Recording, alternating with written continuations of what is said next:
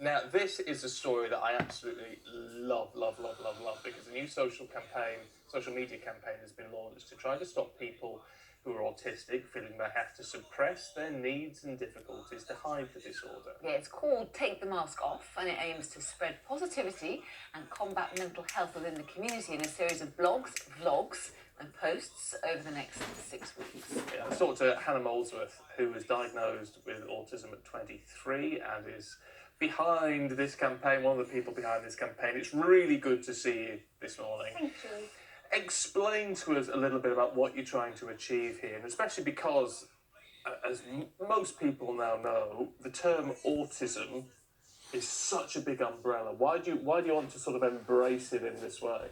Well, I think we've been told that we're autistic and this is all the kind of problems that you have that goes with it. And I think it's time that we embraced ourselves, embrace the good bits with the bad, and it aims to just empower autistic people and let us own our own identity and just be ourselves without having to worry about, what anyone's going to think about us, really. So it's called Take the Mask Off, and that's because you've experienced, and many others with autism experience, this idea of masking, where you have to pretend to be someone you're not, or not have the kind of issues that you may have. And what is that like?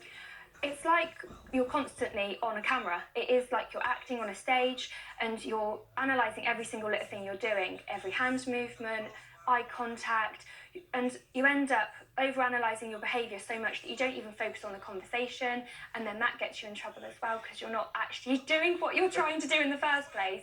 So you're trying to appear to be what we could describe as normal. There's no such thing as normal, is there? But is that the idea? Yeah, we're trying to appear that we're not autistic. We're trying to hide things that we would do, little signs, trying not to be awkward. Another thing is autistic people often stim. It's quite a kind of stereotype that autistic people move their hands and flap their hands. So it will be kind of suppressing all the urges that you have to kind of be naturally you, so that you appear to be normal, like you said. Normal. Yeah, I'll tell you what. Exhausting. Yeah, and stressful, yeah. I would imagine.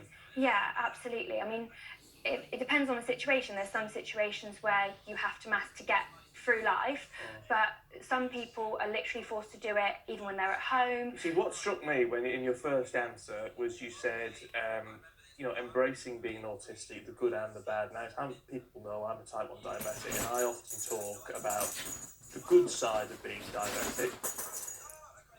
We label these conditions, don't we, as just being a very bad thing, a negative thing. It's interesting that you say there are some positives from being autistic then. Absolutely. I mean, everybody's different, so I can only speak from my own point of view. But personally, I have a really, really good memory, and I don't think I would have that if it wasn't for being autistic. I also have a really keen eye for detail, so if somebody changes their appearance even very slightly, I'll be like, oh, you've got a new haircut, and people are like, oh, you make me feel good because you've noticed that about me. So I think that is, a really good quality as well.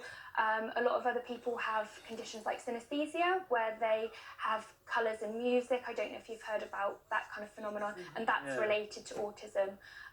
It's what it's thought to be. So that's a good positive as well. And often we have kind of incredible talents, obviously for a really kind of niche section. With maths and absolutely. Numbers, yeah. Absolutely. It's quite nice that this campaign is, and because it's going over 6 weeks, so there's a lot of scope to it and a lot of range to it, that it's about being, correct me if I'm wrong, but it sounds to me like it's a case of turning around to people and saying, wherever you are on the spectrum, be proud of who you are and be proud of your condition. Absolutely, that's completely the aim. And I do understand that I have some privilege that I'm able to be myself, and that there are going to be some people that are not able to for whatever reason. But it is about kind of owning your own identity and taking back your, the label and being who you want to be as much as you possibly can whilst being safe. Yeah. Can I just say, you said you were diagnosed at 23. All of this, even for people who aren't autistic, it's about raising awareness as well. I mean, it seems shocking that to be diagnosed as an adult, to be diagnosed so late, when obviously issues as a child have not been addressed. Well, I think this is the reason why me and Kieran, who's my kind of autistic partner in this campaign, because he was also diagnosed late, and both of us masked as children and then kind of into our teenage, adolescent years, and he was even diagnosed later than me. So I think masking has a lot to do with kind of hindering diagnosis, because they speak to the schools and the schools are like, oh, they're fine, and you know, they're not when they get home, and it leads to parents being kind of labelled as worriers or, you know, overreacting and things like that as well. So I think that's also important to remember, that masking can actually hinder a diagnosis, because you end up looking like you're not autistic. You end up being too good at it. Yeah.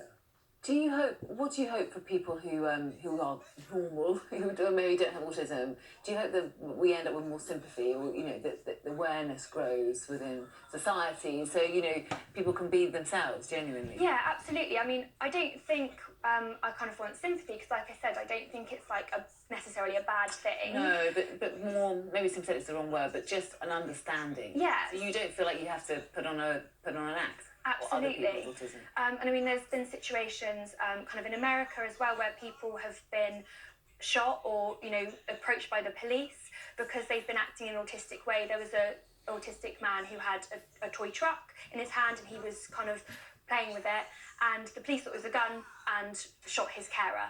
So that's the kind of thing that kind of really needs to be addressed, because you can't be, you know, approached by the police and possibly put in danger because of a condition like this. Well, do you know what the most important thing, I'd say, from whatever condition you're talking about, and, you know, my area and your area, the most important thing is to be a positive role model, and you are being exactly that. And it is a real pleasure to see you this morning, Hannah. Thank you very much indeed. Thank you so much for having me.